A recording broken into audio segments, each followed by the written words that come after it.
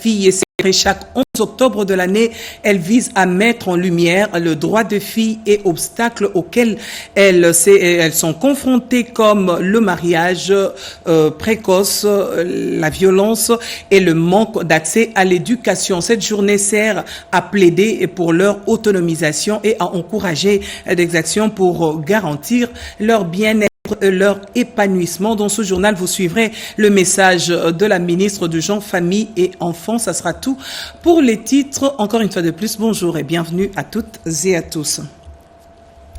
La 62e réunion du Conseil des ministres a été présidée par la Première ministre à la Cité de l'Union africaine. La main tendue du chef de l'État, Félix-Antoine Tshisekedi Tshilombo, a été parmi les points évoqués au cours de cette réunion. L'extrait du compte rendu avec le ministre de la Communication et Médias, porte-parole du gouvernement, Patrick Mouyaya Katembwe. La Première ministre a rappelé que dans sa quête permanente pour le retour de la paix dans notre pays, depuis son investiture à la magistrature suprême, le président de la République n'a cessé de ménager ses efforts pour assurer la stabilité et le développement de notre pays. C'est dans ces contextes qu'il a tendu la main au président rwandais lors de son intervention le jeudi 9 octobre 2025 à la 2e édition du Global Gateway Forum organisé à Bruxelles par l'Union européenne. L'appel lancé par le président de la République à son homologue rwandais vise essentiellement l'arrêt des violences et le développement économique de la région de Grand Lac, en ce que c'est lui qui parraine et qui soutient les M23. La Première ministre, chef du gouvernement, a engagé par ailleurs le gouvernement à prendre en compte la volonté exprimée par le président de la République au cours de ces forums, celle de voir la République démocratique du Congo s'est positionnée comme la destination stratégique de premier plan pour les investissements européens, notamment dans les projets d'infrastructures, d'énergie et des transitions vertes, mais aussi dans un cadre de partenariat bilatéral gagnant-gagnant avec tout pays désireux de développer de projets structurants mutuellement bénéfiques. Au total, 60 militaires ont fini à Bunia, un recyclage notamment sur le pilotage des drones et la manipulation de certaines armes. Le gouverneur militaire de l'Ituri affirme que ce renforcement de capacité répond aux soins sur le terrain. Reportage. En vue de détruire complètement la menace à laquelle l'Ituri fait face, avec l'activisme de la CRP, les forces armées de la RDC renforcent leurs capacités opérationnelles. À ce sujet, plus de 60 militaires ont terminé ce vendredi 10 octobre une formation spécialisée à Bunia, assurée par les instructeurs indonésiens, bangladais, népalais et autres de la MONUSCO. Une formation qui tombe à point nommé, estime le lieutenant-général Luboyanka Chamadjoni, gouverneur militaire et commandant des opérations en Ituri. La plupart de ceux qui viennent d'arriver, ce sont des jeunes gens qui viennent des centres d'instruction. Nous, ensemble avec le bureau ici, nous avons organisé cette formation pour d'abord qu'ils s'acclimatent et puis qu'ils apprennent les nouvelles armes ou même qu'ils apprennent plus, qu'ils arrivent vraiment à bien contrôler, à bien, n'est-ce pas, effectuer leurs tirs et de sorte que cette menace soit vraiment détruite et anéantie. Cette formation s'ajoute à d'autres organisées il y a quelques mois et qui ont déjà fait leurs preuves, reconnaît le lieutenant-général Luboyanka Chamadjoni. Nous avions d'abord commencé par les forces spéciales. Et ces forces spéciales nous ont aidés. C'est comme ça qu'on n'a jamais cédé un seul territoire. Vous avez vu sur le littoral, ce sont ces forces spéciales qui aident les forces de couverture. Sur les différentes lignes de front en Ituri, la bravoure et l'engagement s'affichent. Les forces armées, sous le commandement efficace du lieutenant-général Luboyanka Chamadjoni, constituent un rempart infranchissable à ce jour pour les ennemis de la République qui continuent d'essuyer des revers et des désillusions. Le Forum national des droits humains s'est ouvert au Palais du Peuple à Kinshasa, une occasion pour le professeur Jacques Njoli, rapporteur de l'Assemblée nationale, à recentrer la question des droits de l'homme au cours de l'action de l'État pour bâtir une république réellement respectueuse de la dignité humaine. Reportage. À Kinshasa, la première ministre Judith Suminwa Tuluka, représentant le président Félix-Antoine Tshisekedi Tshilombo, a lancé le jeudi 9 octobre 2025 au Palais du Peuple la première édition du Forum national des droits humains. Ces rendez-vous, selon le ministre des Droits humains Samuel Mbemba Kabouya, marquent le début d'une nouvelle ère de collaboration entre les pouvoirs publics et la société civile dans la promotion et la protection des droits humains. Parmi les temps forts, l'intervention du rapporteur de l'Assemblée nationale, l'honorable Jacques Joly, axée sur le rôle du Parlement dans la promotion des droits de l'homme. Les constitutionnalistes ont rappelé que la finalité de l'État est l'épanouissement intégral de la personne humaine et que toute action publique doit viser la dignité, la liberté et la justice. Quelles que soient les théories explicatives de l'origine de l'État, que ce soit les théories de la violence, de la révolte ou de la révolution, il est établi que la finalité de l'État, c'est d'être les lieux ou l'espace de bien vivre ensemble dans de l'épanouissement de droits de l'homme. Le rapporteur Jacques Joly a également salué les efforts du Parlement congolais, notamment à travers la Commission permanente des droits de l'homme, tout en plaidant pour un ministère des droits de l'homme plus actif et mieux doté. Son message est donné comme un appel à tirer en RDC un état de réellement de l'homme. Un nouveau poste vers la stabilité, ces projets visent à renforcer la cohésion sociale, prévenir les conflits et promouvoir une paix durable dans les zones vulnérables de la RDC. Le lancement officiel de ce projet est soutenu par le Fonds de consolidation de paix. Projet Fonds de consolidation pour la paix, fruit du partenariat entre la RDC et la coopération allemande, placé sous la supervision du ministère du Plan avec le financement de KfW et mis en œuvre par l'UNOPS, entendez United Nations Office for Project Service, qui a tissé un partenariat avec Interpeace pour les volets consolidation de la paix. Ces projets visent à promouvoir une paix durable, en particulier dans les provinces de l'Est de la RDC, gravement touchées par des conflits armés, avec comme objectif de fournir un dividende de paix rapide et visible par les biais de sous-projets à forte intensité de main-d'œuvre qui contribuent à la consolidation de la paix et à la réduction de la pauvreté à court terme afin de créer les conditions pour faire progresser la stabilité et le développement à long terme avec garantie d'appropriation par les acteurs locaux et nationaux des infrastructures sociales et économiques ainsi que les mécanismes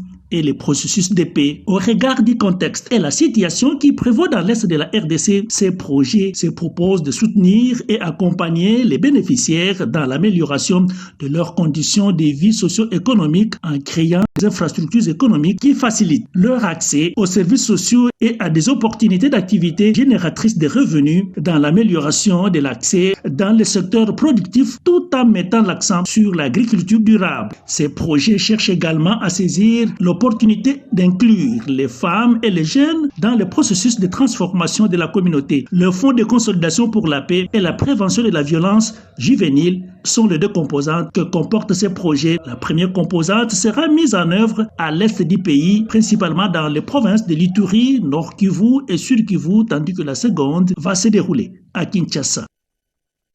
Au cours d'un briefing organisé, les représentants du Fonds de la consolidation de la paix sont déterminés à appuyer financièrement le programme de désarmement, démobilisation, relèvement communautaire et stabilisation pour une coordination stratégique sur les priorités locales. Des précisions avec Peggy Mukunda.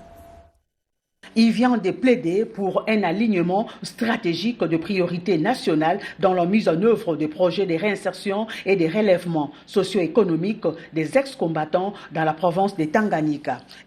C'est le coordonnateur national du programme de désarmement, de mobilisation, relèvement communautaire et stabilisation au PDRCS, Jean Dédieu Désiré Ntangatita. C'était lors de la rencontre entre ces derniers, le représentant des bailleurs des fonds et les agences des Nations Unies actives dans la province.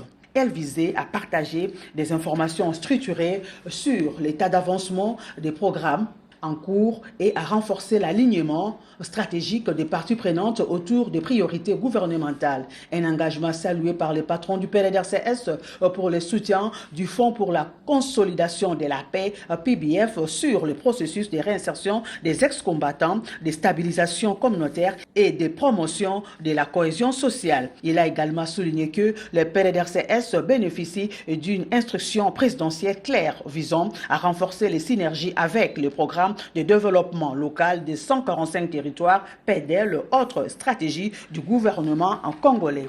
Cette initiative sur l'approche de décentralisation des équipes pays des Nations Unies vers les provinces appréciée par les parties prenantes car elle est efficace sur le terrain pour une meilleure articulation des interventions et un dialogue renforcé avec les autorités locales.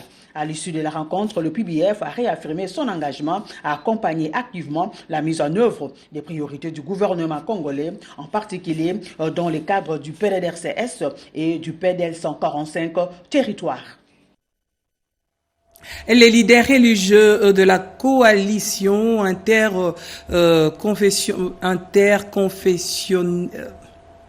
les leaders religieux de la coalition interconfessionnelle en RDC étaient en atelier d'échange et de réflexion qui a mis en lumière la relation entre l'unité et la consolidation de la paix et le développement d'un pays. Reportage Serge Merlin-Matin.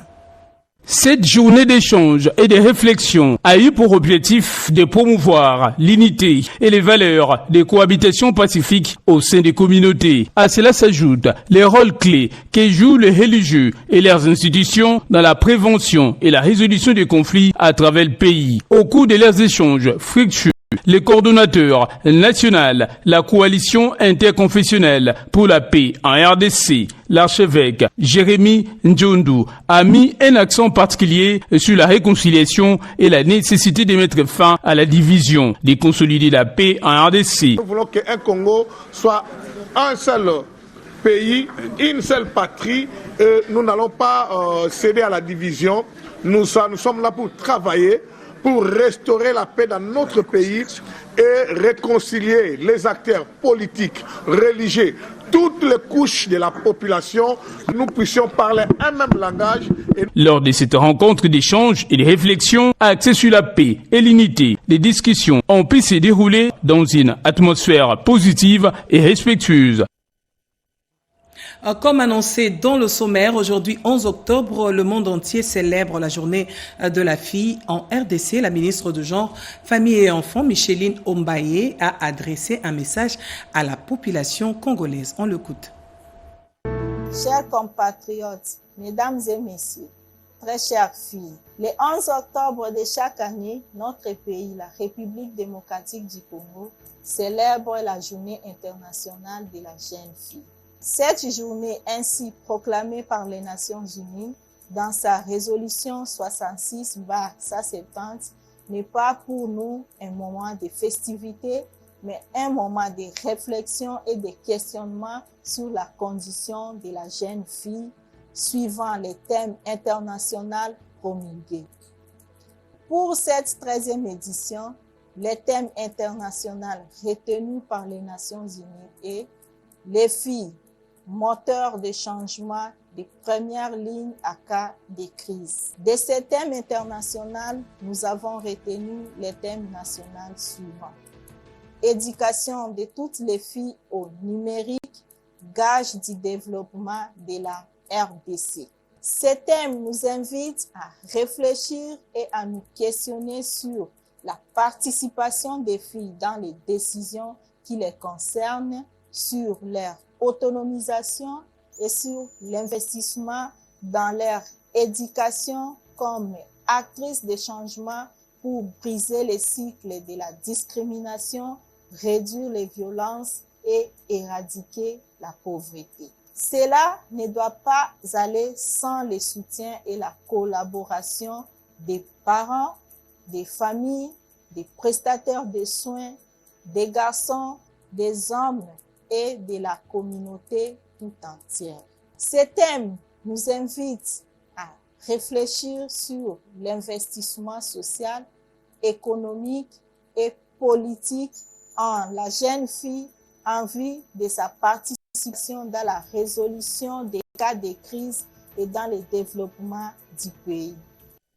Dans le cadre de la poursuite de l'inspection de travaux du programme de développement local de 145 territoires, une mission dépêchée par la présidence de la République séjourne dans le Congo central. Objectif, évaluer l'état d'avancement des ouvrages en exécution. Reportage.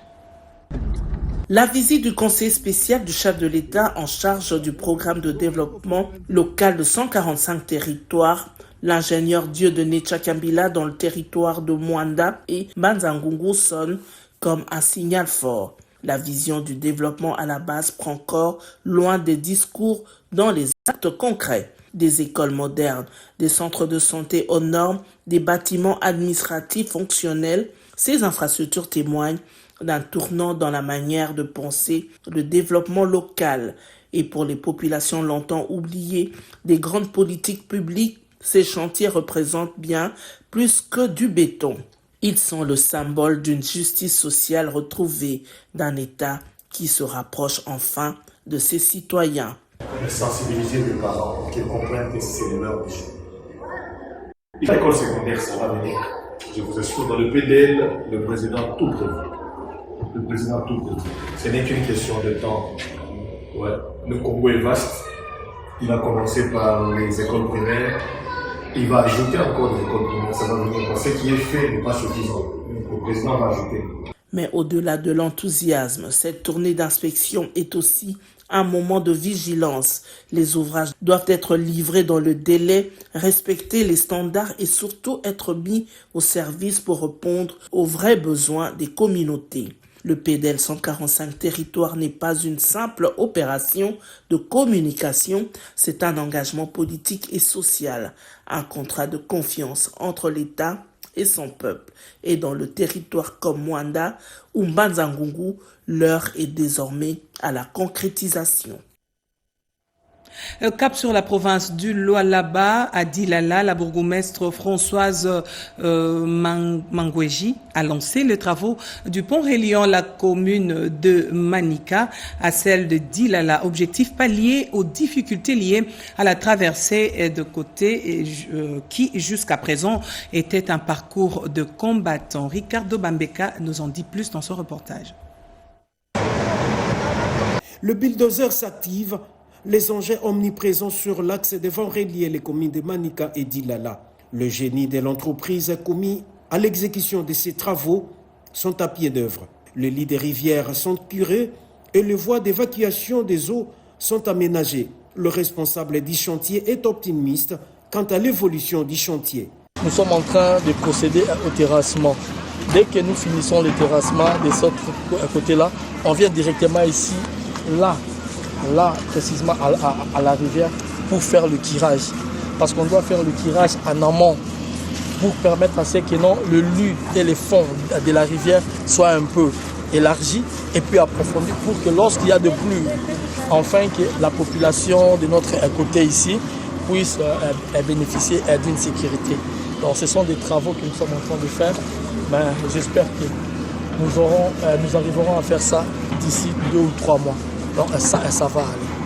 Le premier concerné par ces chantiers apprécie la coordination entre la commune et le gouvernorat du Lualaba. La bourgmestre Françoise Mangweji Kouara a pensé cette révolution de la voirie au four et au moulin pour l'achèvement de ces chantiers si vitaux pour la ville. À la tête du réseau des organisations de gestion des élections d'Afrique centrale, Denis Kadima Kazadi, également président de la Commission électorale nationale indépendante de la RDC, a dirigé les travaux de validation du plan stratégique 2025-2030 du ROGEAC, tenu du 6 au 7 octobre à Yaoundé, au Cameroun. Réunissant les représentants de 9 États membres de la sous-région, cette rencontre de haut niveau avait pour objectif de définir la feuille de route du réseau pour les 5 prochaines années. Les échanges ont permis d'identifier les priorités communes, les ressources nécessaires ainsi que les mécanismes de suivi et d'évaluation des progrès à réaliser dans le renforcement de la gouvernance électorale en Afrique centrale. Les travaux ont bénéficié du soutien des partenaires techniques et financiers et de l'appui marqué des autorités camerounaises, notamment du ministre de l'administration territoriale, Paul Atanganji. Dans son allocution d'ouverture, Denis Kadima-Kazadi a insisté sur la nécessité de promouvoir des processus électoraux inclusifs et transparents au sein de la région. Nous ne pouvons pas continuer à organiser des élections isolément les uns des autres. Il faut qu'on se mette ensemble de temps à autre pour déterminer les bonnes leçons, les bonnes pratiques électorales, afin que nos élections soient de plus en plus inclusives, transparentes, apaisées. Faisant référence à la prochaine élection présidentielle camerounaise du 12 octobre 2025, le président de Rogeac a salué le choix de Yaoundé comme lieu symbolique de cette rencontre. Ce nouveau plan stratégique 2025-2030 met un accent particulier sur l'inclusion en favorisant la participation des jeunes, des femmes, des peuples autochtones et des minorités. Il intègre également des enjeux contemporains tels que l'utilisation de l'intelligence artificielle pour lutter contre la désinformation et renforcer la transparence des processus électoraux. C'est dans le souci d'apporter l'expertise dans le traitement des déchets et la construction des villes qu'une délégation de partenaires occidentaux a rencontré la ministre déléguée à l'urbanisme en charge de la politique de la ville, Angèle Bangassa Yogo. Des précisions dans ce reportage. Des nouveaux partenaires pour une nouvelle vision de gestion des villes congolaises. Angèle Bangassa affiche sa détermination et son engagement de concrétiser le programme du chef de l'État dans son secteur. Avec Jacob Wenderman, les échanges ont porté sur le développement urbain de villes congolaises, la réhabilitation des quartiers urbains dégradés, la construction des infrastructures publiques durables. Il est très content de cette expérience. Il va rentrer pour pouvoir aussi trouver des partenaires actifs pour pouvoir accompagner le développement de nos villes. Et également lui-même, il est ouvert à des opportunités business, trouver des partenaires locaux avec qui il peut pouvoir contribuer au développement de notre pays. Juste après, la ministre déléguée à l'urbanisme en charge de la politique de la ville, Angèle Bangassa Yogo, a reçu une délégation de la ville de Kinshasa, conduite par le ministre provincial de l'Environnement, Léon Moulumba. Cette dernière est venue solliciter l'appui financier du gouvernement à travers le ministère prêt à l'urbanisme pour la matérialisation du programme de l'embellissement de la ville de Kinshasa. Vous savez, Kinshasa produit plus de 12 000 tonnes de déchets journalièrement. C'est un défi de taille pour pouvoir assainir. Donc c'est pour ça que nous sommes venus voir son Excellence plaider encore une fois pour que la ville de Kinshasa puisse bénéficier de manière durable et pérenne l'appui substantiel du gouvernement central afin d'arriver à assainir de manière pérenne cette ville. À noter que depuis son avènement à la tête de ses portefeuilles, Angèle Bangassa imprime des efforts pour offrir aux Congolais un environnement où il fera beau vivre.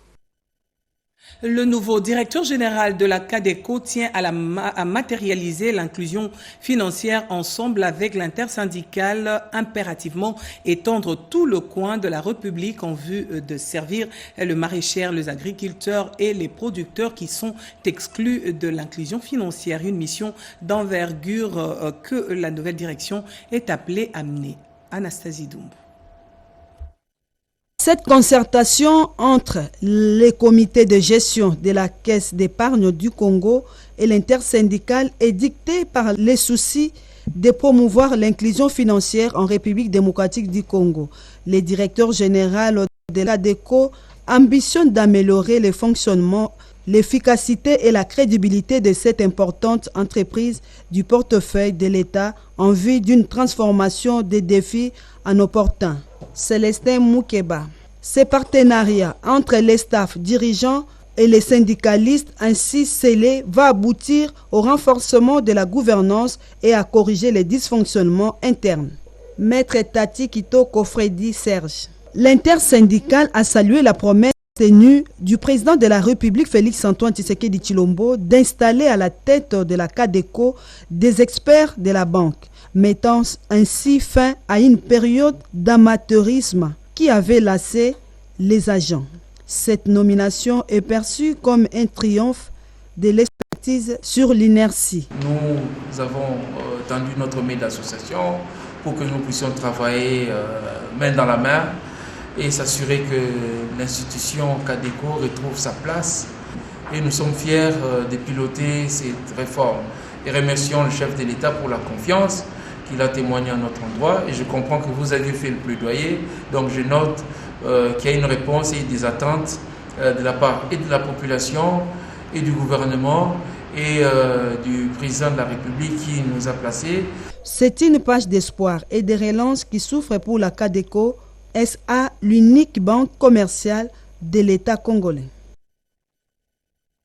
Une série d'actions caritatives a été menée dernièrement à Lubumbashi par l'association Femmes et Promotion à FEPRO, dirigée par Maman Marthe Kassalu Tshisekedi, action posée au nom de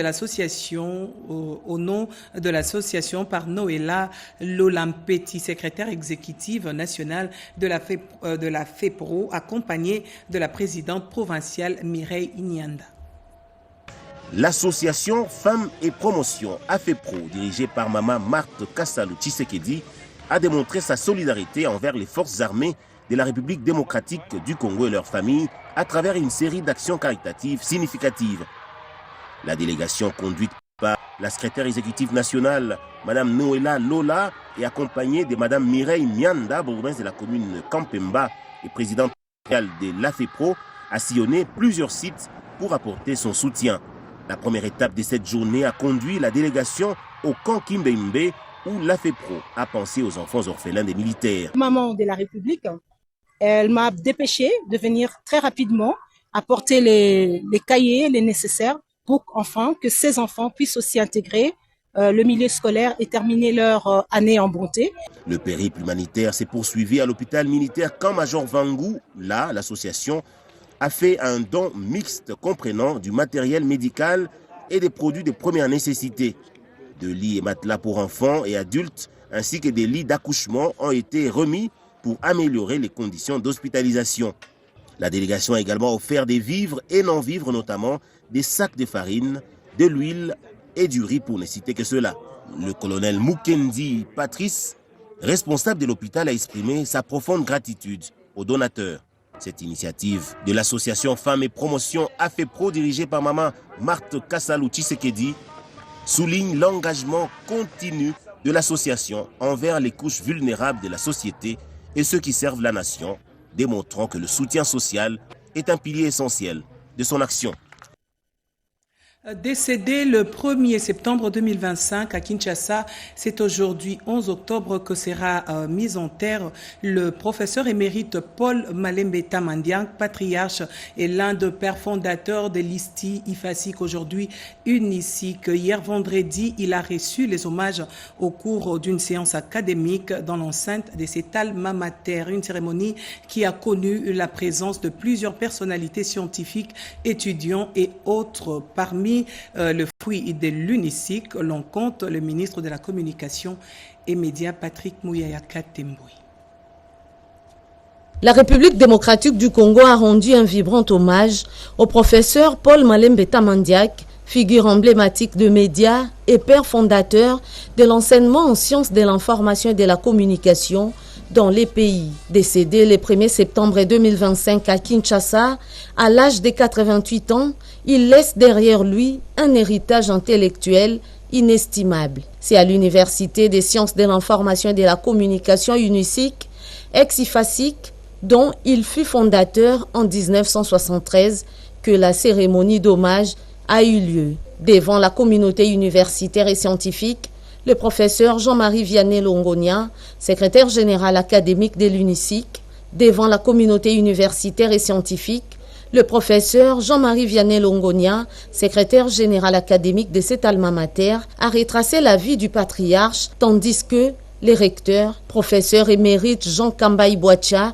a livré une oraison funèbre, saluant la rigueur, la passion et la vision d'un homme qui a sémé les graines de l'excellence informationnelle en République démocratique du Congo. Moment fort de cette douloureuse séparation, le dévoilement du buste par le professeur. Moment fort de cette douloureuse séparation, le dévoilement du buste du professeur Paul Malembeta Mandiak par le ministre de la Communication et Médias, Patrick Mouyaya Katembwe, en signe de reconnaissance nationale. Pour nous, comme anciens étudiants, comme praticiens de la communication, comme membres du gouvernement, il était de notre devoir de nous assurer que nous lui rendons les hommages bien mérités pour toute la contribution qu'il a apportée pour le pays, à la fois dans la formation de l'élite, mais aussi à travers toutes les œuvres scientifiques. La toge lui a ensuite symboliquement été posée par les recteurs de l'UNICIC, entouré de ses collègues professeurs. Le tout premier rédacteur en chef de la radio-télévision nationale congolaise, sa mémoire a été honorée par le directeur général adjoint au nom de la directrice générale de la RTNC, Sylvie Elenge Niembo. C'est un grand homme que nous pleurons aujourd'hui et la radio-télévision nationale congolaise lui est reconnaissante. Ils sont là pour lui rendre compte. Son portrait ou passage a aussi été salué au bâtiment de ces médias publics où agents et cadres ont déposé de gerbes et de fleurs. Témoignages, émotions et reconnaissances ont rythmé cette séquence des mémoires. La première journée des hommages a débuté à la colline inspirée. C'est au lieu du savoir a accueilli la dépouille mortelle du patriarche pour une messe à la paroisse Notre-Dame de l'Université de Kinshasa, et ce, après la levée du corps de la morgue des cliniques universitaires. L'ultime hommage national se tiendra au Palais du Peuple avant son inhumation, c'est samedi 11 octobre 2025. Un dernier adieu à un bâtisseur, un maître, un homme d'impact. C'est sur cette note triste que nous bouclons complètement ce journal réalisé par Patrick Bapouila, Ramadan Poki, assisté de Nzengele Basosa, Jerry Mawassa, Alain Ngalia, Toto Célestine Sungu l'a rédigé, le tout sous la supervision de Jean-Pierre Ndolo Demazou. L'actualité reste en continu sur nos antennes 19h, Blandine Wavingana. Excellente suite de programme à toutes et à tous. Au revoir.